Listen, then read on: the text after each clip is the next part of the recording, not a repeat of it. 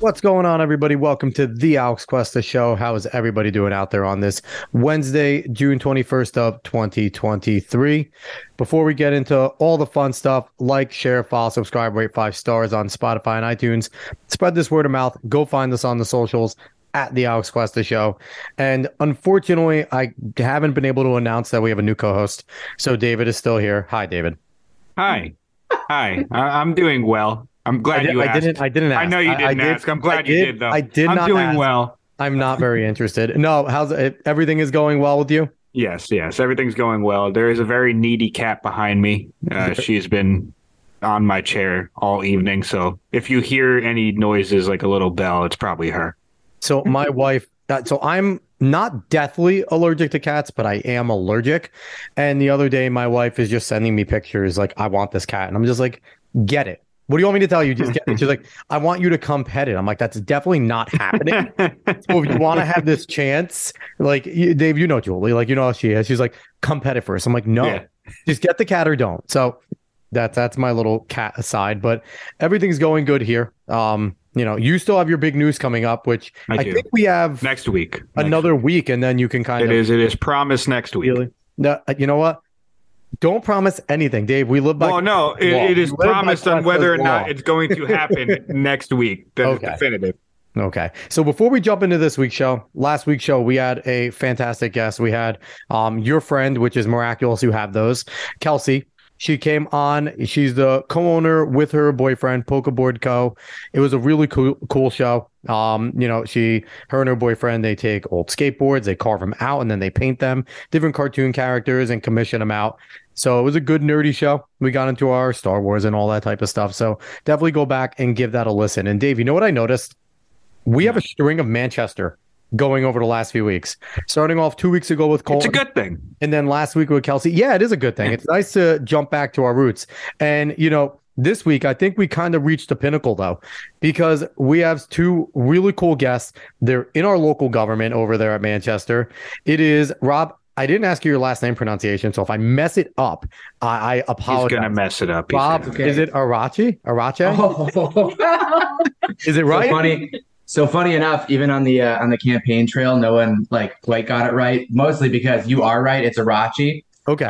My family has never pronounced it that way, so we've always been Arace since the beginning. Race. Are you winning the race? Exactly, we did. Yeah, you did. All right, so Rob Arace, he is the mayor of Manchester Township, and Roxy Conniff, she's a council president, and going back, she stuck out childhood with me and somehow agreed to come on the show. How are you guys doing tonight?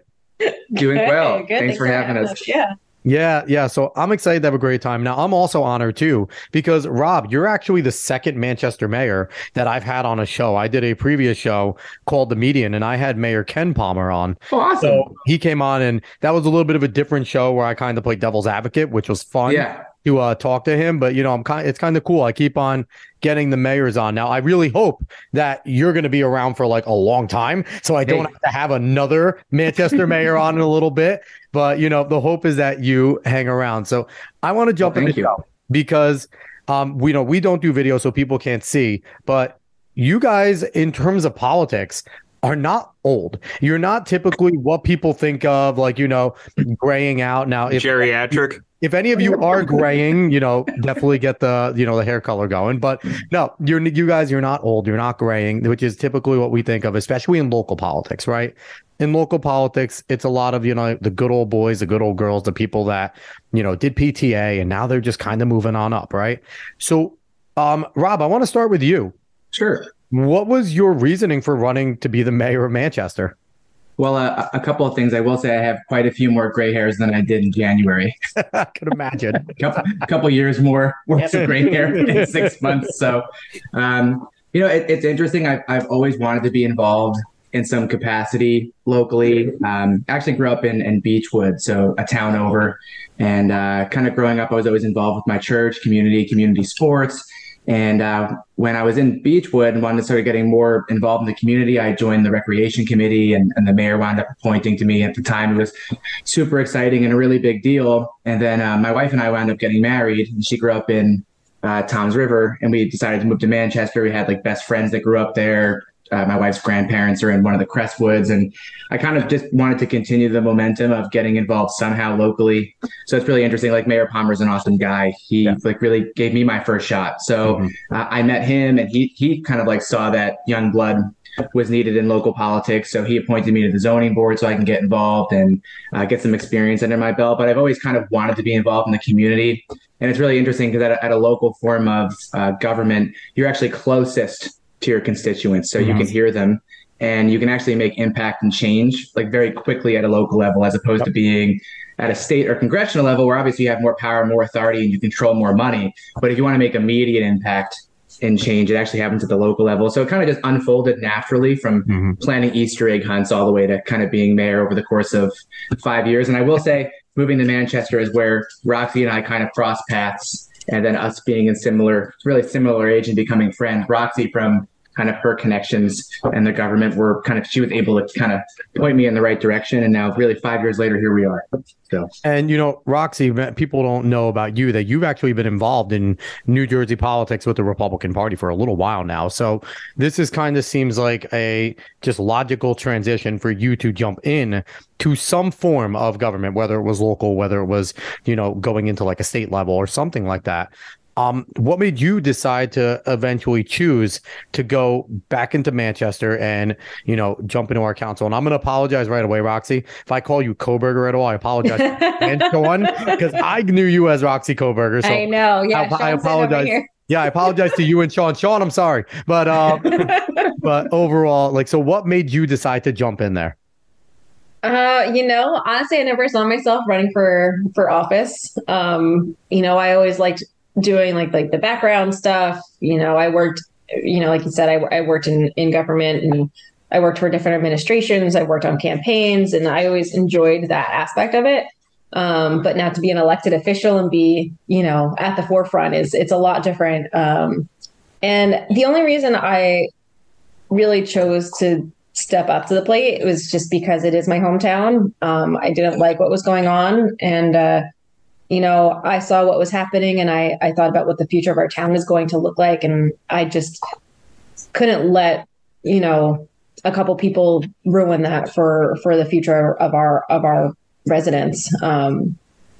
So it really had to do with just being a soft spot in my heart, being a hometown girl. But it's been a wild ride, but it's fun. It's fun having him with us. And I was pumped when you told me you decided to run, because I knew kind of, I know your family, I know your basis. You were, involved in ROTC. You were always kind of, we were always kind of just the standout conservatives together, around the school. Right, when it wasn't popular to be conservative, we were kind of just not like it's popular now. And it's even less popular now. But even then, a lot, it was still much more cool to just go along with whatever the progressive idea was. And here's a few of us going no, we don't want to do that. And so it was cool with you deciding to do that. Now, what has the learning curve been? Because you get in there, you run the election, and you're bright eyes. That's kind of, I'm in, this is cool. And then you kind of sit behind the desk and you're like, well, I didn't expect this. So, Roxy, you could start this one. What's the learning curve been being council president, jumping in there? It's been kind of easy for me just because I have had that background in government. I think the hardest part actually has just been being young and being the youngest person at the table. And having all these professionals around you who've been doing this for a long time, and they're the experts in their field. And then, here you are coming in and you're 20 years younger than everyone. And they're probably looking at you what is this person going to do to lead us? So I guess for me, it's mostly been like trying to hold my own, but yeah, that's definitely tough. So Rob, what about you jumping into the mayor's seat, being the main executive of the town? What has that been like? Yeah, it was really interesting throughout the campaign. Like a lot of people, it was very interesting, right? So the young families of the town during the election, the momentum I think was really with them for us. Yeah. But knowing that Manchester is 65%, 55 plus, the folks that I really had to convince that I was capable of the job of being the executive and really the senior. So it took us 2 years really to convince them of that, and they'd ask the same question.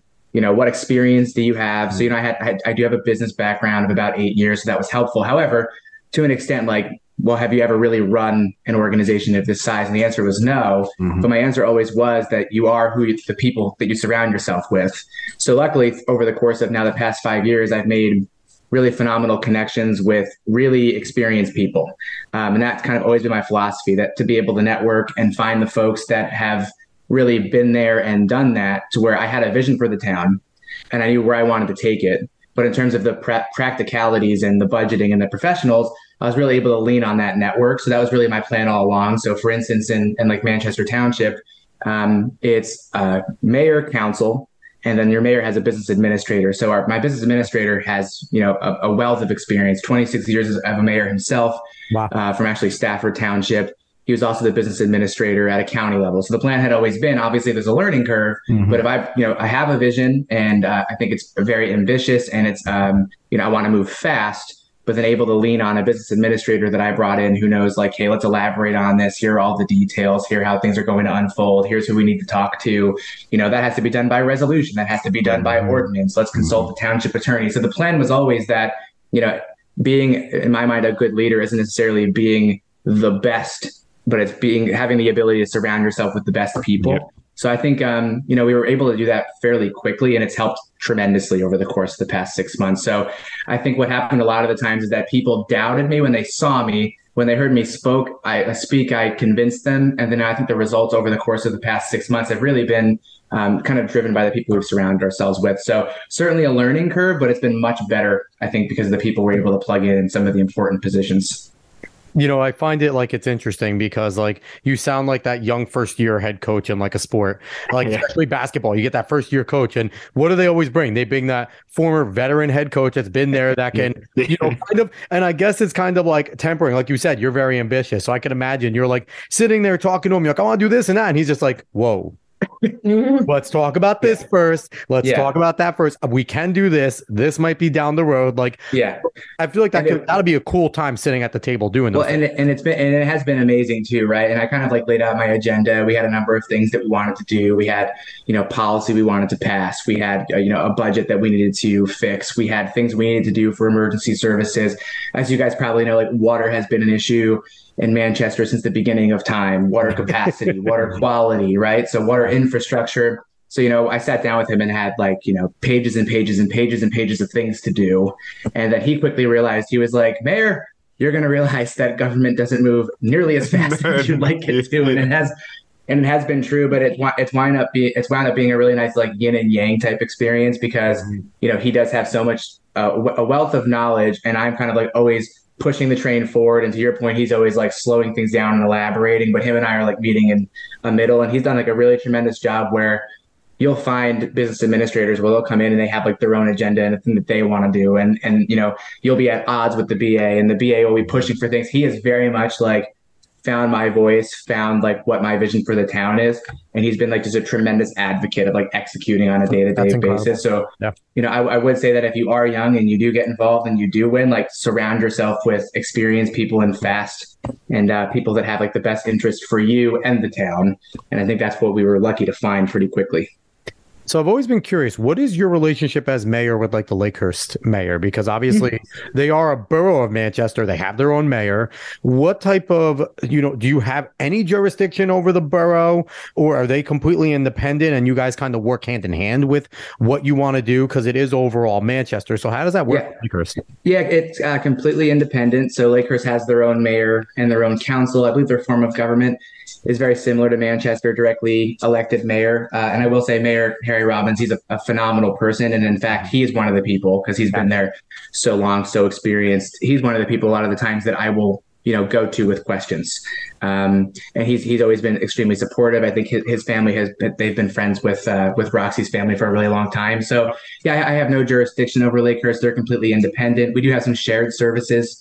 We actually, one small fix to the Manchester water issue is that the council and the mayor, we had recently worked on something called an interlocal agreement where we'll be purchasing water from them to help some of our water capacity. They take some shared services from us, like they'll buy fuel from us. They share our court. So there are certainly things that we do to collaborate together, but completely independent. And Mayor Robbins is a super good guy. So yeah, certainly. So I want to bring up something that I can imagine it probably might be a little difficult on both of your dockets.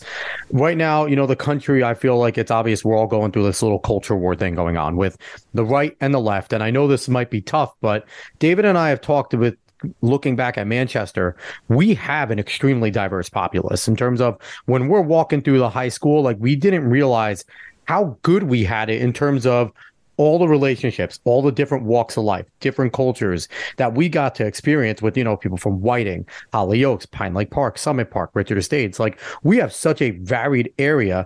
What has it been like for you guys kind of observing the culture war, what it's been going on via, schools and the town? And what do you guys kind of take a role in that? Are you guys heavily involved one way or the other? Or are you just kind of trying to make sure everybody keeps the peace? Want to go first? Or you want me to? You can go ahead. Okay. Yeah, I think so. I think the most contentious part when it came to like culture and politics was during the campaign. I think a lot of that always comes to it that someone tries getting the best of someone and, they'll say you're not Republican enough or you're too liberal or vice versa. And they really try like creating division in elections. I think my philosophy since we've kind of taken over and we're sworn in is that Manchester Township is nonpartisan, right? So it's actually one of two in the entire county. We don't run on Republican or Democrat lines.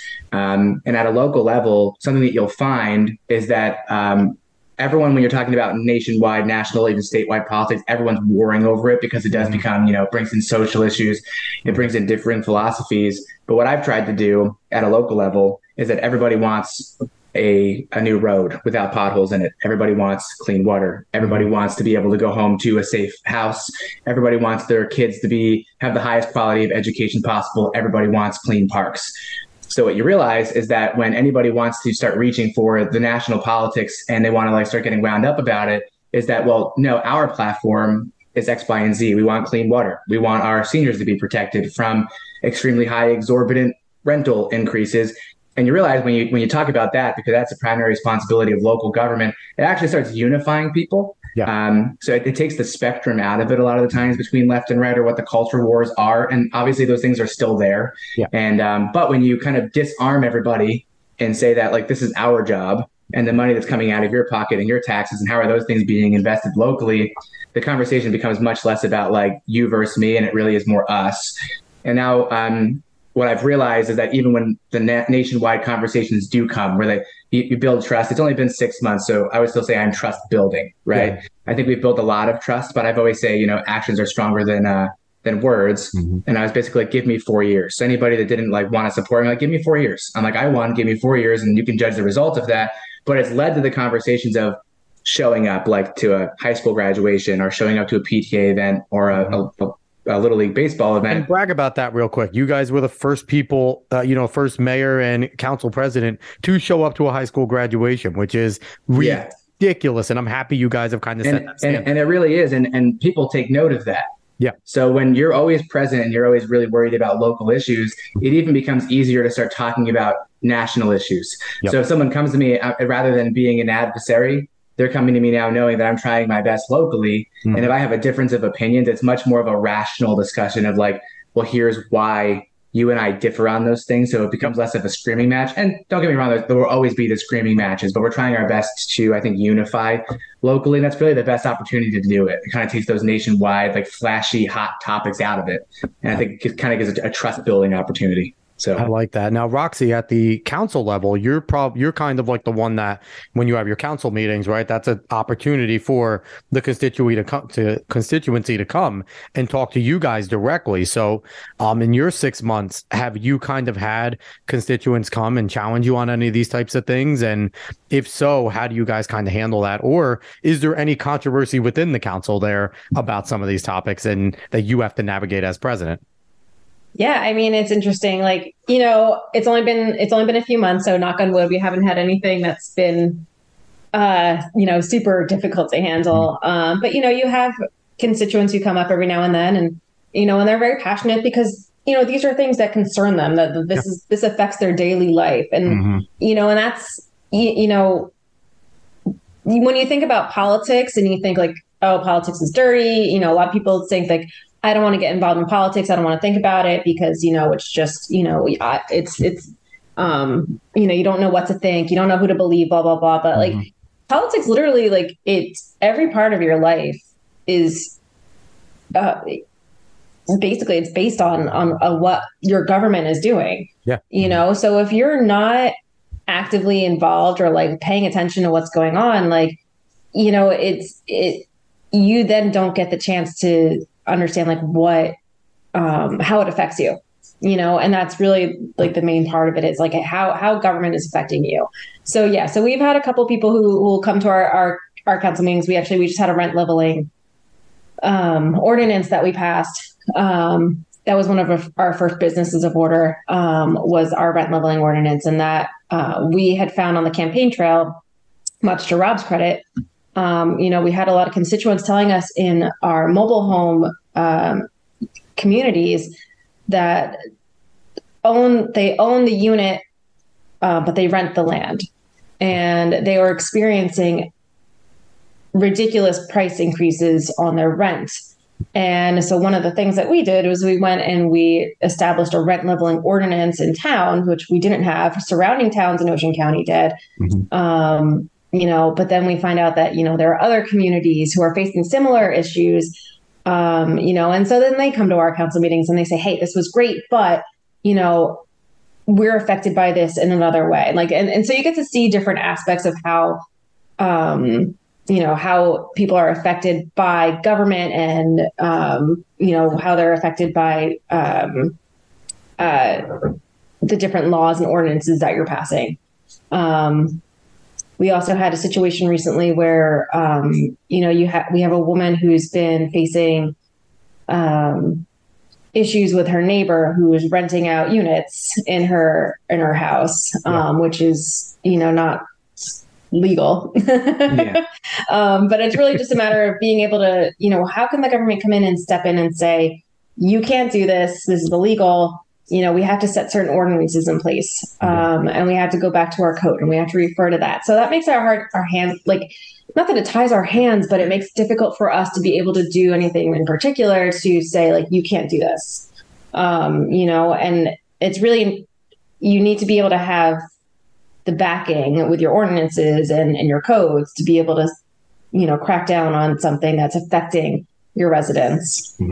Yeah, it is cool though. Like, so for instance, the lady that came in, she was having a lot of trouble with her neighbors, and like something that's happening in like Pine Lake Park is that a lot of homes are being like purchased by landlords and they're being rented out. And it's like really the first time this has like kind of really happened at this scale at Manchester, in Manchester Township. So this one lady had been experiencing, living next to bad tenants, and she had been coming to us with like, issues that she had been experiencing, and we're taking incremental steps. Like we were able to pass an ordinance that gives the township a little bit more control over,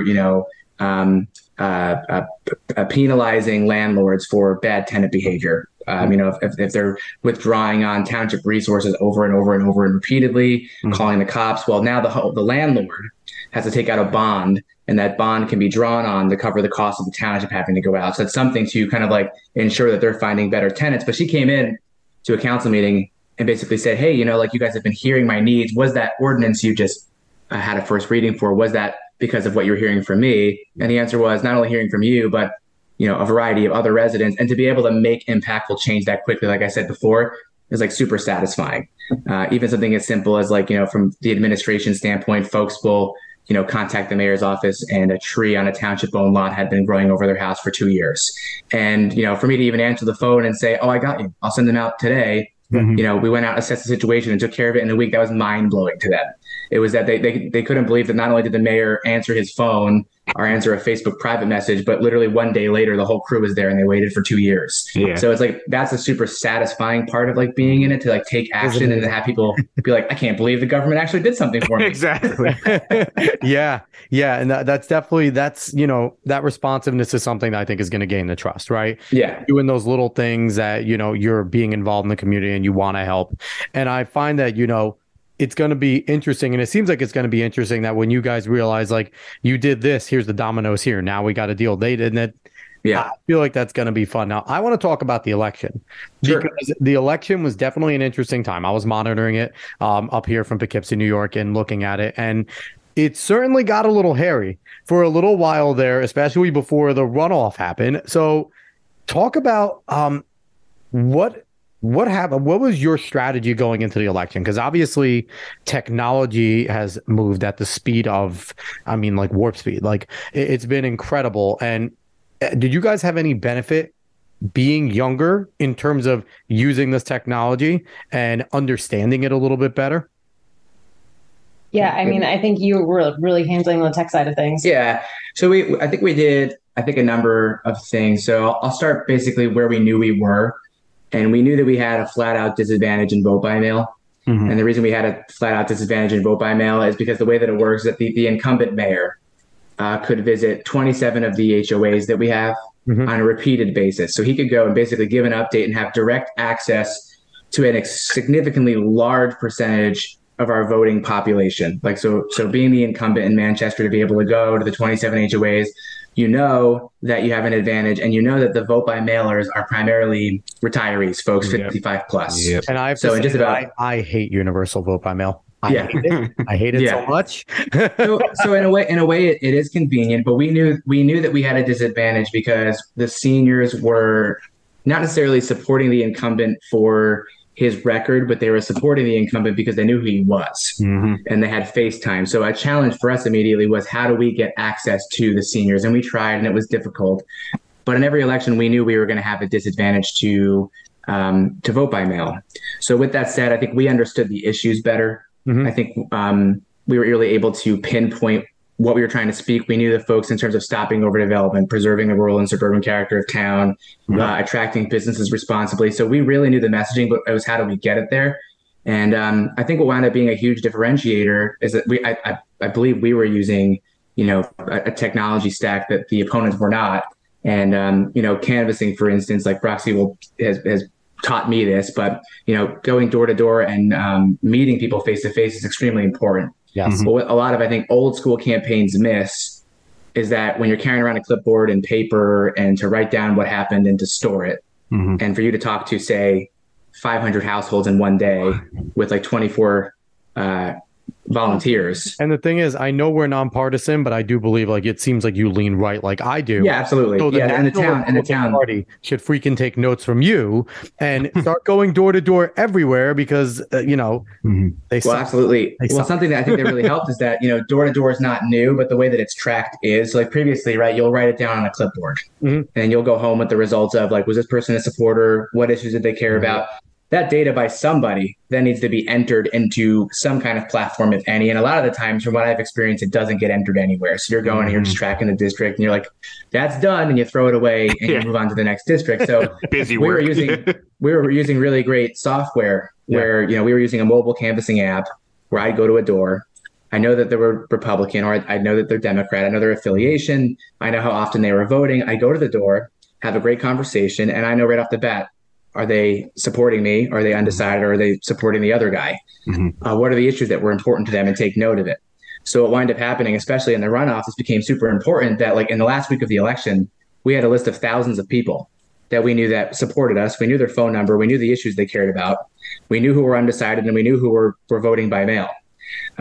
So we used this technology platform to go to every single district, track it, but then know the issue. So we can say, like, oh, well, let's pull a call list, because it's an automated dialer, and call all of our supporters the day before and the day of election and make sure that they're getting out. And then something that was really interesting, within the last 4 weeks of the election and the runoff, we made 10,000 phone calls. Wow. And we were able to keep really tight survey data of supporters and non-supporters. I will tell you this much.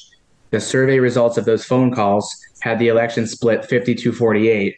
and we won 52-48. Wow. Like it was like we basically knew what was coming in terms of the results. So it's like, it's really the data capture aspect of it. It's not only just going in like shotgunning a district and saying, I'm done. You want to know who you're speaking to. Did they support you? Should you go back? What are the issues that are important to them? Collect it, go back again, make phone calls. So I think the data collection aspect of that was really important. And then something else we leveraged in the runoff is that there are data append tools where, you know, the voter records are widely available. Yep. Those are voter records that you can purchase, and you'll know that I want to talk to folks that have voted in the last 3 out of 4 general elections and 4 out of 4 general elections. So that's great. But something that's even more important is, man, I really wish I could have those emails. Well, there are services like Accurate Append, where they're designed to upload voter records, and they'll actually go through and they'll match email addresses to extremely accurate percentages. Wow. And now I know that we have our 3 of 4s and 4 of 4s of people that vote, and we were sending them emails in the final weeks of the election. That's awesome. And you're getting immediate feedback, either like, never email me again, or I hate you. But on average, and the majority, it was like, already voted for you, or absolutely, thank you for reminding me, and I'm with you. But I think like these small little like tactical advantages of being able to know who your voters are, how often they vote, whether they support you or not, being able to call them and email them and text them, like just the data capture of all that, I think wound up being an advantage for us, with the significant disadvantage of not having the access to all the HOAs the incumbent had. So, you know, Roxy, you've worked in government for a long time in terms of, you know, especially in New Jersey, Republicans, and you know how difficult it is to get people involved in local government. Like, that is absolutely pulling teeth. Did you find that your connection to Manchester helped you get volunteers, helped you get people? And, you know, full disclaimer, I'm also friends with Tim Potts, who you ran against. So, you know, I told you flat out, like, I'm rooting for you and Tim to both, you know, have a good election. Like, whoever wins, I'll be pumped. But, you know, I'm not, I told you, I'm not necessarily taking sides. But did you find that, you know, having that connection to Manchester helped you and, you know, you guys on your side of the campaign get those people out to go into your corner? And, you know, and obviously having good relationships in Manchester helps. So did you find you had any sort of advantage there? You know, also, like, I think it definitely helped. Like, you know, one, like, my husband's also from Manchester, so and from Whiting, and so that really helped us with our, you know, with the western side of town. You know, we did very well here in the Whiting section. And I think that had a lot to do with, one, with, you know, our connections here to the community. I think people also really liked what our messaging. I think they liked Rob's position on a lot of things, especially when it came to preserving open space. So I mean, I think it was a lot of different things. I mean, I think it definitely helped, you know, being born and raised here in Manchester. You know, I still knew a lot of people here, a lot of people, even from our graduating class moved back here. Yeah. So it's, you know, it helps when, you know, running in your hometown, you know, you have people who remember you from high school or from whatever. And, you know, I like I said, I think it's a few things. It's not always just one silver bullet, but I mean, you know, I think that familiarity, and especially Manchester being a small town, like, I think people get a little like nervous about like outsiders coming in, you know, so when 100%. They see someone is born and raised in that town, they're like, all right, yeah, I trust this person. Well, I mean, I do have to say, you know, Dr. Trethewey did not help anybody have trust in outsiders coming in. I hope nobody's friends with him, but I was not a huge fan of his role as you know, school board superintendent. But, you know, but it is good when you have an outsider that comes in with passion. And one thing that I did notice, you know, Rob, when you were really trying to connect to the seniors, you were getting into the clubhouses, holding a lot of those meetings. And so I want to ask, do you find that, you know, during the election, what kind of worked better, kind of leaning into the newer stuff or still going back to that really like hard grassroots traditional style of, you know, like hitting the bricks, like things like that? Yeah, I still think at the end of the day that traditional grassroots will likely never be replaced, but using technology to support it, I think, is really what we were able to do well. I think in the last, like, that 4 weeks of the runoff, we ran like a lot of digital ads. We did a lot of social media.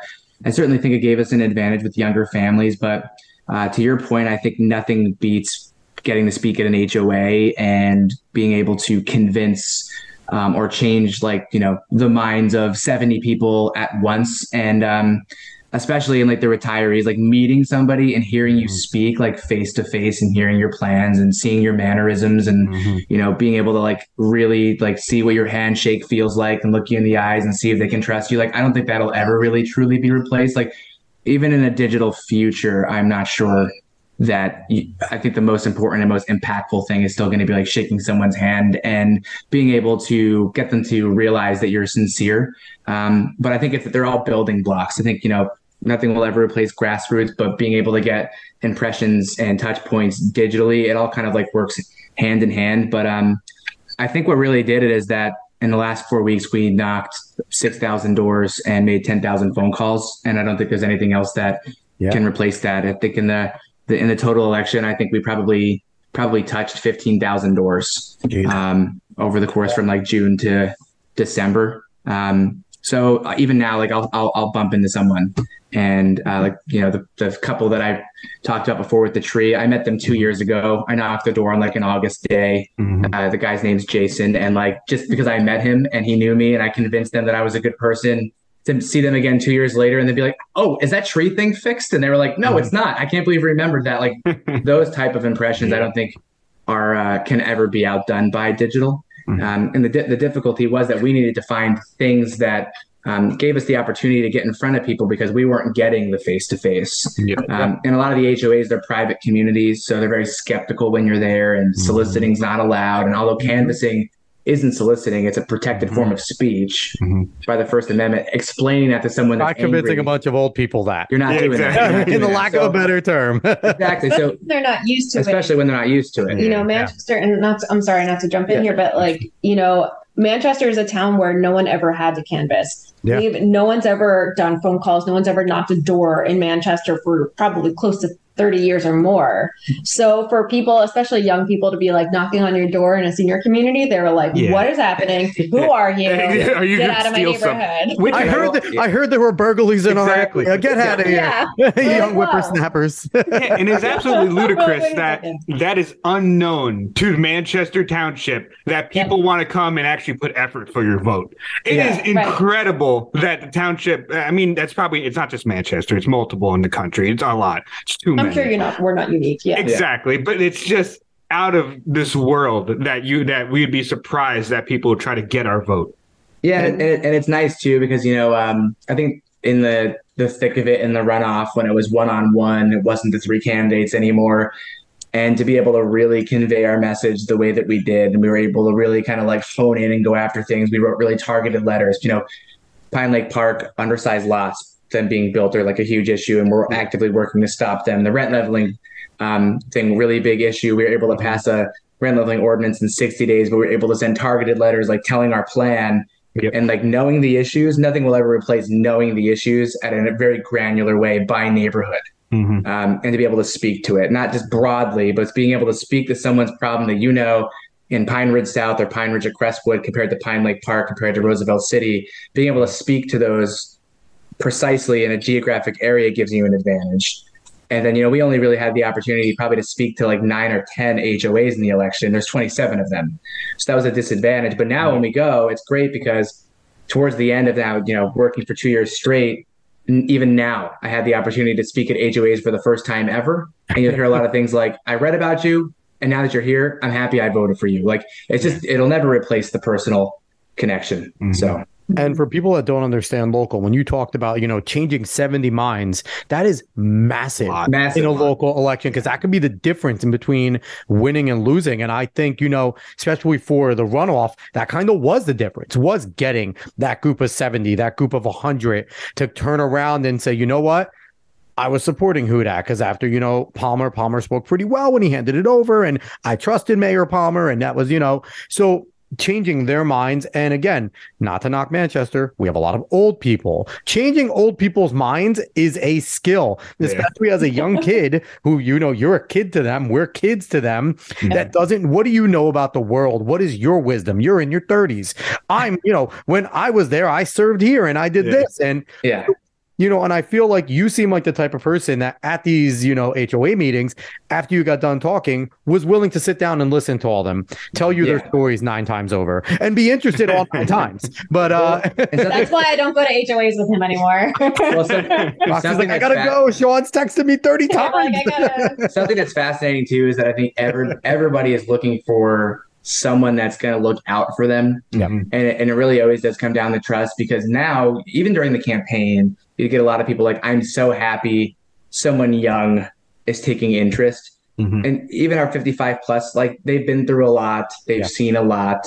The experiences that they've had have probably led them to not wanting to trust a lot of people in the world, because when you live a lifetime, you realize that there's a lot of crummy people and things that happen. So you don't they want get to that point. And they become defensive for a reason. But when you, again, prove yourself through actions, like, it's more than just saying something, you start getting things like, you know what, I'm so happy someone young is taking the ambition to do something good. So you start hearing more and more of that. And we heard it over the campaign too. And it was even less so, like, not even them like being hypercritical of a young person, is that we couldn't really get the FaceTime. Yeah. And it's tough to believe someone on a mailer, right? Mailers help, but you're more likely going to win someone over talking to them than what the mailer says. So, So did you ever debate doing like Facebook videos? Because there's a lot of boomers on Facebook, not a derogatory term, but yeah, boomers. A lot of boomers on Facebook. Did you ever consider getting on it there, doing a video like, hi, I'm, Mayor Rob Arace, and this is what, I'm running for mayor. This is what I believe. This is what I think is right for you. And is that something, or did you do it and I just not see it? Am I a well, not in the first. So first off, for some reason, getting me on a video is like pulling teeth. I just can't stand watching myself. You're a handsome guy. Come on. Oh, thank you. Same thing. Roxy, is that why you asked if this is live streamed or not? Was Rob gonna back out? Oh yeah, exactly. I was like, is this live? You could ask him. I don't even listen to our episodes because I don't feel like listening to myself. Believe me, I know that feeling. And it's pulling teeth to get David to come on the show every week. So we did some video like in the first election, but it wasn't like that Facebook Live. I still think a lot of the times the front facing camera Facebook Live videos are something that I should have done. We certainly thought about it, and in fact, I should probably start doing it. There's still time. Do the fireside chats. Do the AMAs. Be like, Mayor Arace, ask me anything, and they do. I'm afraid what those little ladies would ask. You are right, and that does need to happen. I've had a couple of radio interviews on 101.5. Those first couple of radio interviews I did, I was like, it was so nerve wracking to me to call in, and it's gotten a little bit better. And I used to be very terrified of public speaking, talking to more than 10 people, but now that's pretty much gone away. I hope so. Just the repeated speaking in front of people, it becomes more natural. So certainly thought about it. I haven't done any Facebook Lives yet because I'm too hesitant to do them. So the only time we did a Facebook Live was last year, or 2 years ago now. And I didn't know. Yeah. We had as when I was the campaign manager that year, I wasn't running. And we did it's like a round table. It was just like a coffee clutch kind of thing in someone's home. And he was talking with a lot of a neighborhood of seniors in someone's home. And I put him up on Facebook Live and he had no idea. And he did great. Everybody loved it because he was able to just organically just talk about the issues that people were concerned with and get questions. And it was kind of like almost town hall style. So will the HOAs allow you to put the HOA things on Facebook Live? Because I feel like that would be awesome if you can go in there and put that on live. And I'm the government now. You can't stop me. Yeah, that's a good question. She secretly filmed an event of ours when we had Bill Spadia come out a couple times, and I was talking, and she live streamed it too. So yeah, I'm best when I don't know. All right, so spy cam. So Roxy, I'll be sending over some spy cam stuff. I'll Amazon it for you. My lapel pin will be it. Roxy, I didn't know you wore glasses. Look right here. Right? She's wearing the Apple Vision Pros with the big goggles. Oh man. So I'm curious because I never knew this. And this is a question I've had for a while. I just never had anyone to ask. What is your role as mayor, as council president, in dealing with our representative in the state, our governor, our federal representative? Like, how much are you guys kind of like the lead delegates to talk to them about your wants and your needs for the town? And how hard is it being this little town in New Jersey, and it's like, our borough had the Hindenburg crash, help us. Like, what like, I don't even have any ordinance over them, but please help. Like, what is that like? Yeah. I mean, that's really like, that's one of our principal tasks is working with our state representatives, our federal representatives. And we've done a lot of that in the last 6 months, especially Rob, especially when there's something, pressing, like, issues with funding that we need. Yeah. We automatically contact our state legislators, our state representatives. And we're like, hey, we need help with this. We need certain funding, or this is happening. We support this bill. We don't support this bill. Talking with Congressman Smith's office and with Congressman Smith directly. He's been a huge help with us. Yeah. For us, securing stuff like grant funding. But yeah, that's what we do is we're in contact with our representatives almost, awesome. At least once a week. Yeah, it's interesting. So just quick question. If you're a constituent and like, say you're trying to get in touch with your state representative or your federal representative, would their complaints, would they be something that they could take to you? Now, obviously you guys are fielding enough complaints with a lot of things, but would like a complaint in that sense where it's like, hey, I've been trying to call Congressman Smith's office and I'm getting no response. Would that be something that they can come to you guys with and say, this is my concern on a federal level? Would you please relay this? Would that be something that I might be putting you guys in a box right now and really screwing you? But no. Would this be something that you would be open to kind of being their communicator in that sense? Yeah. So, I mean, day to day, like everybody will reach out to like the administration with any given issue, and we're very happy to act as like a liaison to anybody. And it's really interesting, right? So like a lot of the times the administration, I always joke around, like we're basically just customer service representatives. And, we'll get a call and either be like, oh, that's our recreation department. That's our senior services. That's our public works. So we have to talk to the tax departments. A lot of the times we're just actually directing it. Yeah. But a lot of people, they'll come in and ask questions and we're like, well, you should speak with Maria, at the county senior services, or hey, that's a commissioner question. Let's get you in touch with the freeholder or the commissioner board. Oh, that's a state legislator question. So we have no problem fielding them. Like a lot of the times, questions will come to me, and it is a county question, but then we note it and we'll go to the county and like get the answers. So cool. We have absolutely no problem being like the direct point of access to it's really everybody. And it's interesting because like Manchester, we're a 45,000 person town. It's actually the fourth largest town in Ocean County. So it's really interesting that at least in our legislative district, like we're a big block. We're going to be an LD9, and those are going to be our state representatives. Like we're a huge constituency for them.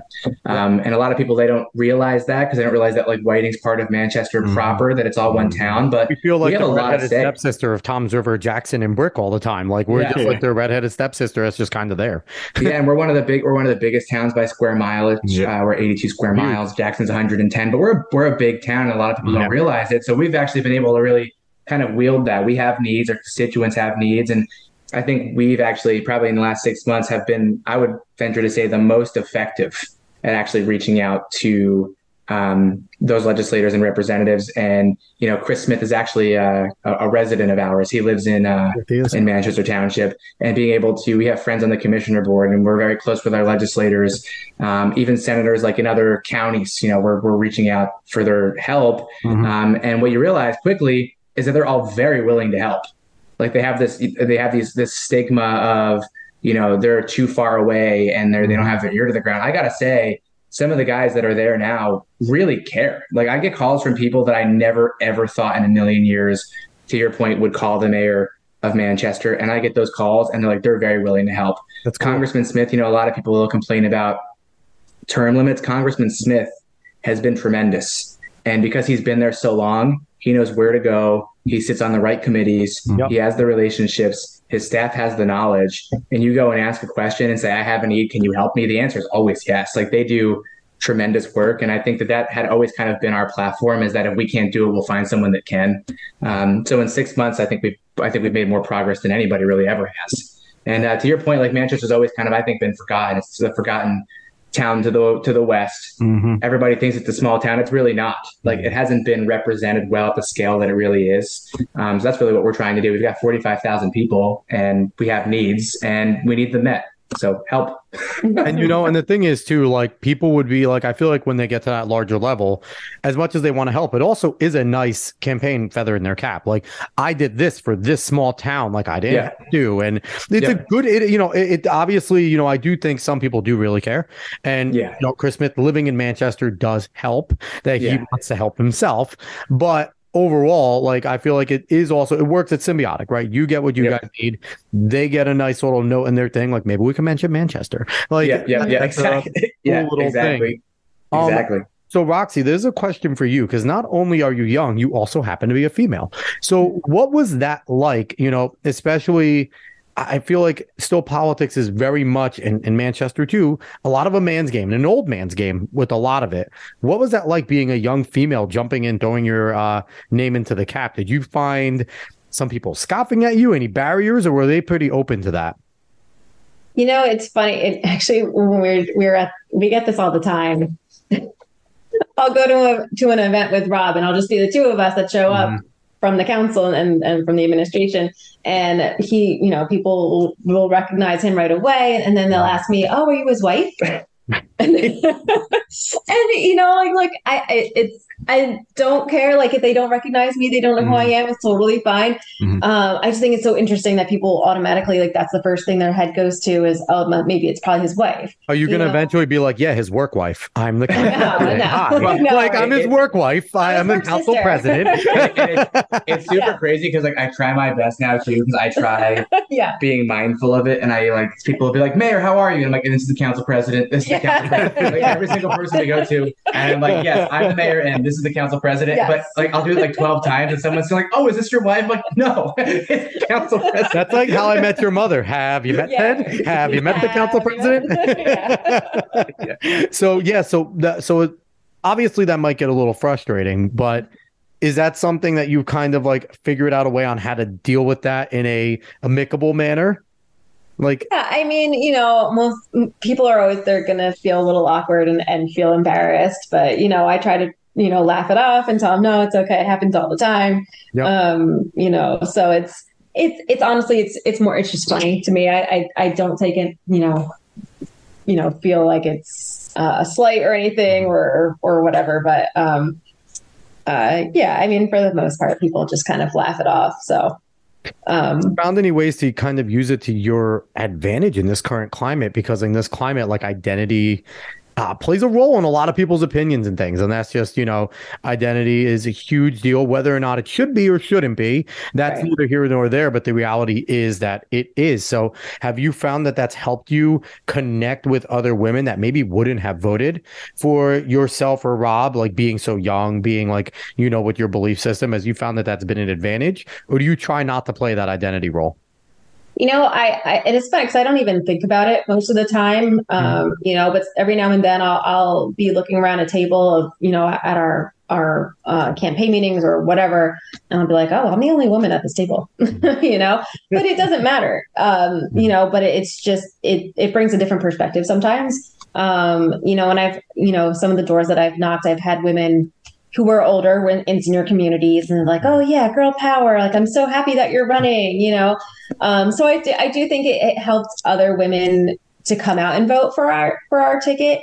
You know, just because they did see a young woman who was engaged in their local community. You know, and honestly, it's a little bit of a rarity being a young Republican woman in New Jersey. And so, you know, that, you know, whether I think that's propelled me or not, I don't feel that way. I think I've always been treated equally amongst my peers. Honestly, you know, just being in politics and government, I've never felt like I've had special treatment or been treated differently in a negative way because of that. So it's, I do feel like it has been an advantage, though, you know, bringing in other women and bringing in more women and saying like, oh, hey, she's part of the Republican Party. She seems pretty normal. Like, I agree with what she says. Like, all right, I feel comfortable with this. She seems normal. I'm not going to go to Roxy, but other people might think that. But that's what it seems like. Okay. You present well. Fake it till you make it. But that's what it's all about. So, have you guys felt an influx of new blood into the Republican Party in the area of like a lot of younger people with you guys jumping in there? I know we're nonpartisan, but the partisanship exists regardless if that's your government stance or not. Have you guys felt that there's more young people being willing to say like, I agree with that. I am more conservative in my belief system, and I'm more willing to be out in the open with fear of being ostracized. Rob, have you seen more people kind of be a little more courageous because you two are young people? I don't know if I would necessarily say that, like, we were the impetus of it all. I mean, I'm sure that like in surrounding towns in the county, perhaps someone who wanted to get involved would believe that a young person could win an election, like maybe has inspired somebody. I wouldn't say that, there had been a flood of young people that were kind of like following in our footsteps. I would say that I'm sure in the back of some other young minds in surrounding towns, we've shown a path that it's possible. I mean, I will also say that the leadership kind of like in Ocean County within the Republican Party, I think that the leadership has recognized that we absolutely need young people to be involved. So I would say that, there are young familiar faces that you'll see countywide, partywide, that you kind of get a sense that like, these are the guys that are going to be the ones that are leading the next generation of Republicans. And you see that everywhere from every town. And I'm sure in the back of their minds, looking over and seeing that a 29-year-old or folks in their 30s won an election, like, oh, wow, it's possible. But I would also say that like the leadership in general has also recognized that it is important to get young people involved, and it has to happen now, especially in New Jersey. Ocean County is a Republican stronghold. To keep it a Republican stronghold, like the baton's going to have to eventually be passed, and that has been recognized. And even like young women in politics, I'm not going to say it's like widespread, that everyone, is like jumping to get it to happen, but there have been leaders in the party that are like, if we want to move the party forward into the next decade or more, like this has to happen. So I would say that that's also helped that they've recognized it, because we've also had some help. And there certainly are, like, I think young people around the county that are like kind of in waiting, and they're going to wind up being the people, I think. So one of the things that I, hope that you guys would push for, and something that I would love to see pushed for, I mentioned this on the show with David, is I want to see more Republicans getting into these deep blue strongholds, your Essex counties, your heavy cities, where Republicans are just kind of like, it's going to go blue anyway. And it's, how did it get blue? Because these people, a lot of the, leftist people will knock on the doors and be able to go to a project and reach 1,000 people in 5 hours, where, a lot of your conservatives, you have to go to a Whiting, and you're lucky that you get to like 200 people because it's so spread out. So it's difficult. So I would love to see more of an effort. And I don't know, you're a small town mayor, small town council. So, Roxy, you have a few more connections being involved with the party for so long. But I would just love to see, especially in New Jersey, where the governor's race was significantly closer than I think anyone thought it was going to be. I would just love to see more of an effort, and for Republicans to realize we need to play the long game. It's not going to be in the first cycle, the second, the third, the fourth. It might be 10, 15 years down the road that we get deep blue to go light blue to then get purple and then maybe go red and go back and forth. But if we could just turn 10% and, into battlegrounds around the, I mean, it's a statewide thing, but I think that also would affect everyone in a trickle down in terms of the governor's race and things like that. So that's my plea to you guys, to kind of communicate with the rest of New Jersey Republicans to just stop just going to the urban and suburban sectors, get into those urban areas and, battle. Freaking fight. Well, and I think to your exact point, I think at the end of the day, it's about sincerity, and being genuine, and obviously on a conservative like Republican platform. I think sometimes what it turns into is that I'm going to fight them because they're wrong, but really it's like your policies and the platform that you're on. It should be that you sincerely believe that is what is best. Like that's what you believe is going to lift people out of like the issues that they're dealing with, it's the best solution to issues. It's the best way to lift people out of poverty. It's the best way to provide health care. It's the best way to raise a family. And you have to convince them from a sincerity standpoint that like you're not here to prove them wrong, you're here to help them. And I feel like that's sometimes maybe where I think both parties go wrong, where it's more so like I'm going to debate you to win this argument, when it's really like, well, I think better messaging wins. And if you do the work and you go into the urban areas and you can convince people that you are there for their best interest, you're not there because you want their vote. It's convincing them that you're sincere and that your position is what's better for the community. And I think we can do a better job of that. So.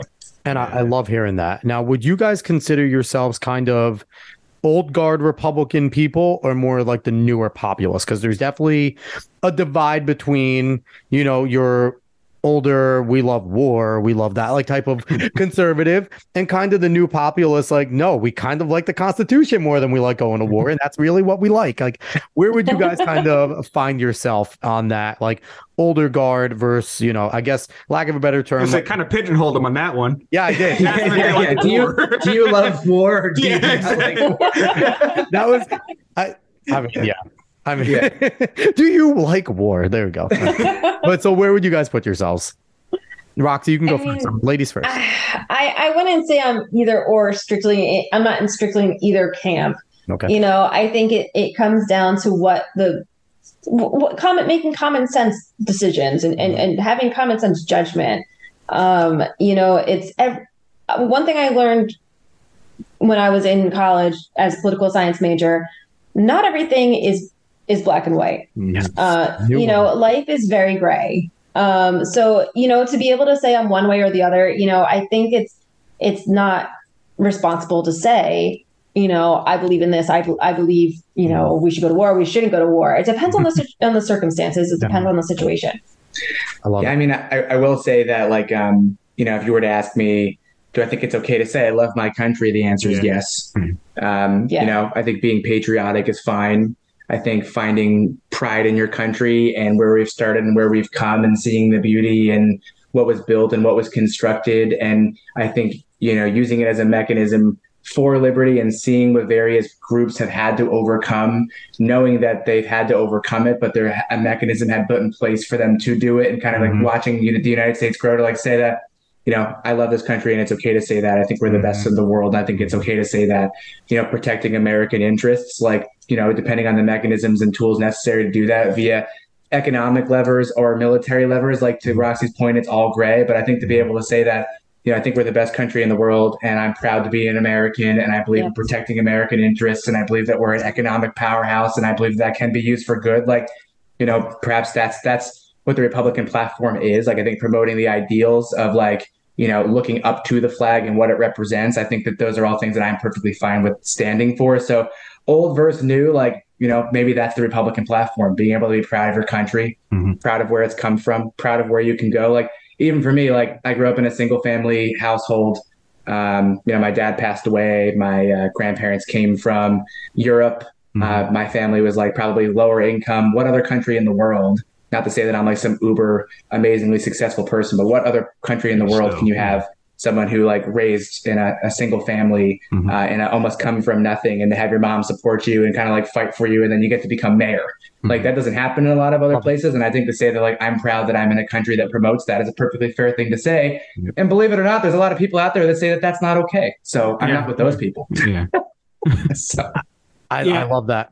Yeah, I was going to say, I can't believe you pigeonholed him like that one. I'm not going to let you get away with that. But also, too, I do feel like, Alex, you talked about just positions all the time, whether on the podcast or off of it. And I've never really given myself a clear definition of what I am.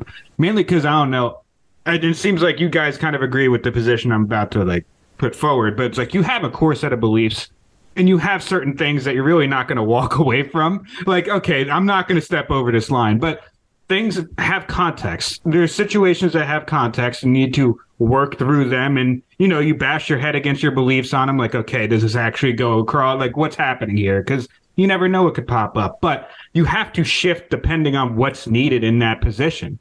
And it's hard when you shackle yourself to an ideology and then just decide like, oh, I can only be this way because that's what my ideology is. And then you just really run into a lot of issues that way. Yep. Yeah. Well said. Well said. Absolutely. Guys, this was a fantastic podcast. I really enjoyed having you both on. Yeah, it was awesome. Yeah, thank you for having us. Because my first podcast, so thank you. Yeah, yes, I feel privileged. That's fantastic. I just turned you into a war hawk, but but yeah, no, this was lots of fun. Just quickly, if someone here from Manchester is listening and they're like, "That was cool," I have one more question after this. But Dave, what is it? Go ahead, ask it. Okay. This is a complete non sequitur. It has absolutely nothing to do with politics or Manchester. What is your favorite recent movie you've watched? Ooh, Roxy, ladies first. I'm putting you on the spot. No, I'm not a movie person, so Rob goes first. Favorite recent movie I've watched? Oh, that's a good question.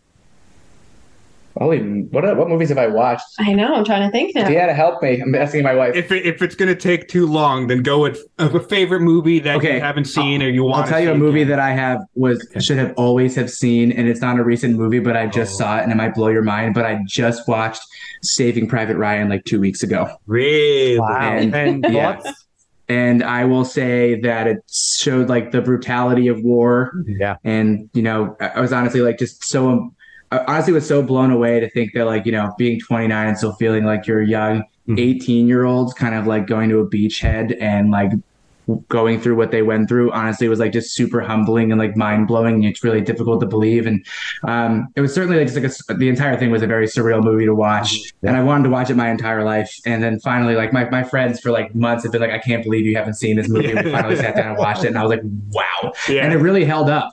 Yeah. Like I think it was made in like 98 and it seems like the production quality is as good as today's. So. Yeah, were you born yet? Wow.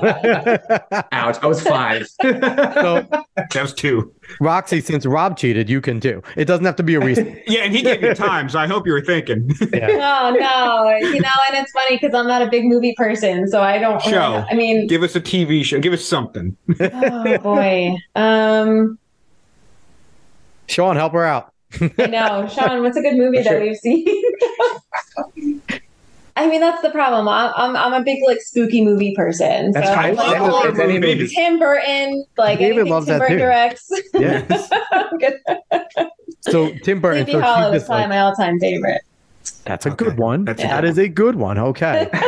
Perfect. All right. So what I was going to end off with before David just I brought it down from war. You brought it down. No, you brought it down from Saving Private Ryan. No, but that's learning about the atrocities of war.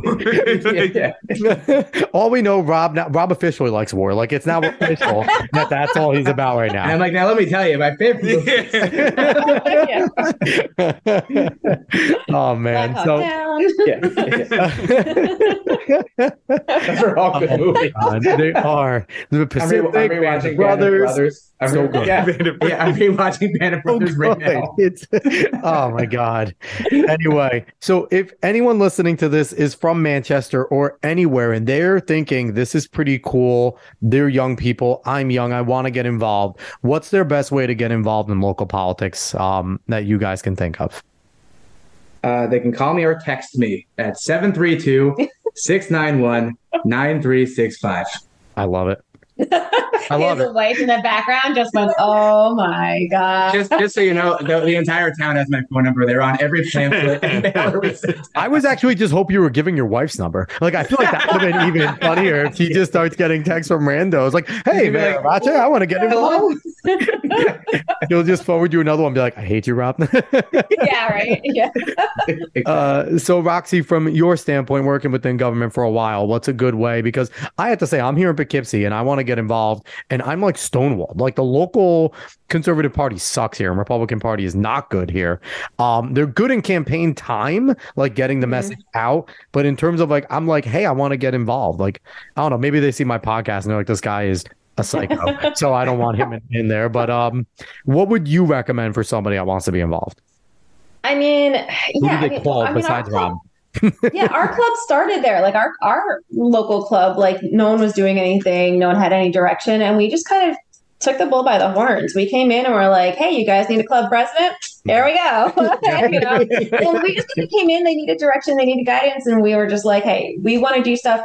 How do we do it? Let's get involved. Contact your state party. Whether you're Republican or Democrat, get involved with your state party, ask them, what do you guys need help with?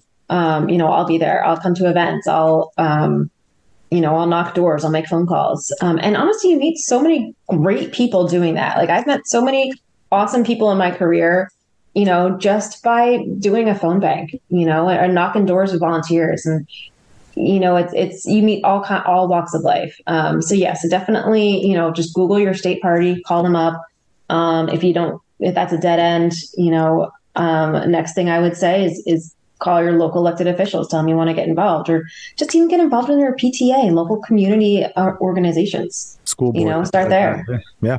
Yeah. And I will say a lot of people ask me, how can they get involved in 80? Like, I know it's sounds super cliche, but 80 to 90% of it really is just showing up and doing something. And out of college, I had, one of my professors was an assembly person, and I met with the senator, and the answer was always, oh, well, if you want to get involved, you got to put signs in the ground for other campaigns. And that's an answer I never wanted to hear. Mm-hmm.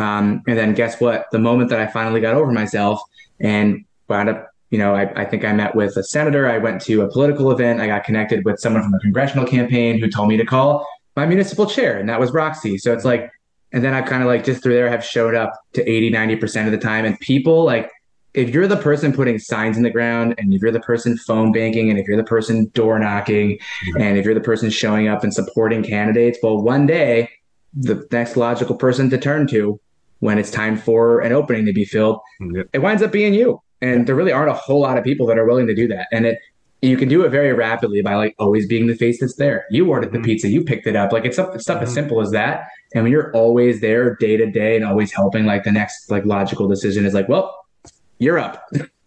So basically, you do the mailroom work. Exactly. You build a reputation for yourself. You build trust. You build relationships that way. And it's not about paying your dues, but it's more so just being part of the team. Yeah. Showing that you want to be there, showing that it's not a one-off. You actually want to be involved. So, and because Roxy has to be political, I'm going to amend her statement because it's my show. If you're a Republican, call. If you're a Democrat, don't. But I'm going to amend it for her. She has to be nice. 81 million people were involved with a terrible decision. So I'm just going to leave it at that. But so I can get in trouble. I'm not getting you guys in trouble. You could disavow me later. Just completely disavow me it's publicly. I try to include everybody. Roxy's been trying to distance her away from me for a long time. But but anyway, again, guys, thank you so much for coming on. That is the Manchester Township Mayor Rob Arace and the council president and one of my friends from my childhood, Roxy Conniff. Thank you guys so much for coming on. Thanks for having us, Alex. Nice meeting you guys. Absolutely. David, do you have anything to say before we jump out of here? No, it was a really good time. Really, really good time. Yeah, I had a great time. I got to talk to more local officials. Maybe I'll start reaching out to more, and I can paint all of them as Warhawks. That'll be my goal. Paint every single local official I talk to as a Warhawk. So once again, Alex Quest, the show. If you like what you heard, like, share, follow, subscribe, rate 5 stars, Spotify and iTunes. Spread this word of mouth. Find us on social media at the Alex Quest Show. We will be back next week, everyone. So long.